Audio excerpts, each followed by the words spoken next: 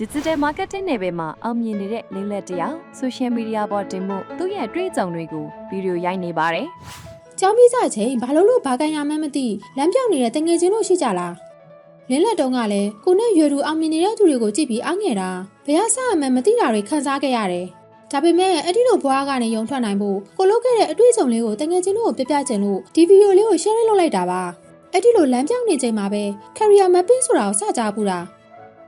career mapping ဆိုတာလိုချင်တဲ့ပန်းနိုင်ရောက်ဖို့လမ်းပြမြေပုံဆွဲတာတဲ့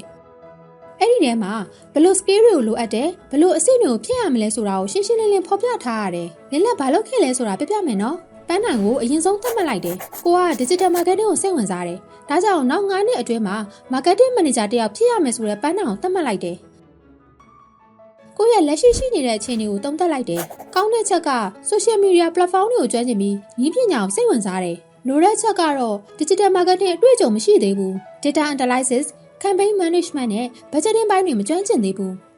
။လမ်းကြောင်းကိုစပြီးဆွဲတယ်။ပထမ2နှစ် digital marketing အခြေခံသင်တန်းတွေတက်ပြီး Google Analytics certification တွေရယူလိုက်တယ်။ senior တွေနဲ့အတူတွဲလုပ်ပြီး campaign အတွေ့အကြုံယူခဲ့တယ်။နောက်2နှစ်ကိုယ်တိုင် campaign လက်စားတွေကိုဥဆောင်စီမံခန့်ခွဲတဲ့နေရာမှာပို့ပြီးတောင်းယူနိုင်အောင်စူးစမ်းခဲ့တယ်။နောက်ဆုံး1နှစ်အဖွဲ့ကိုဥဆောင်တဲ့နေရာမှာလေ့ကျင့်ယူပြီး marketing team ရဲ့ budget ကိုပါကူညီစီမံတဲ့နေရာအထိရောက်ခဲ့တယ်။အဲ့ဒီလို career mapping လုပ်လိုက်တော့အရင်လိုဘာလို့ရမှန်းမသိတာမျိုးမရှိတော့ဘူး။လမ်းကြောင်းကရှင်းလင်းနေတဲ့အတွက်လိုအပ်တဲ့သင်တန်းတွေကိုပဲအောင်စိုက်ပြီး skill တွေဖြည့်နေလိုက်တယ်။ကိုယုံကြည်မှုလည်းပိုရှိလာတယ်။ဒီတော့အကြောင်းပြစတငယ်ချင်းတို့လည်းလင်းလက်လိုလမ်းပြောင်းနေရင်ကိုယ့်ရဲ့ပန်းနိုင်ကိုအရင်ဆုံးရှာပြီး career mapping လေးကိုအခုပဲစာရေးကြည့်ဖို့တိုက်တွန်းချင်တယ်နော်။ကိုတို့ရဲ့အနာဂတ်ကိုကိုယ်တိုင်ပဲအကောင်းဆုံးပုံဖော်ရမှာမလား။ကဲတငယ်ချင်းတို့လည်းကိုယ့်ရဲ့အတန်မွေးဝမ်းကြောင်းကဘာလို့ရမှန်းမသိရွေးရခက်နေရင်ပဲဖြစ်ဖြစ် career mapping ကိုဘယ်လိုရေးရမလဲမသိရင်ပဲဖြစ်ဖြစ်မြန်မာ Youth Platform ရဲ့ career development course သင်တန်းကိုတက်ဖို့ဖိတ်ခေါ်လိုက်ပါတယ်။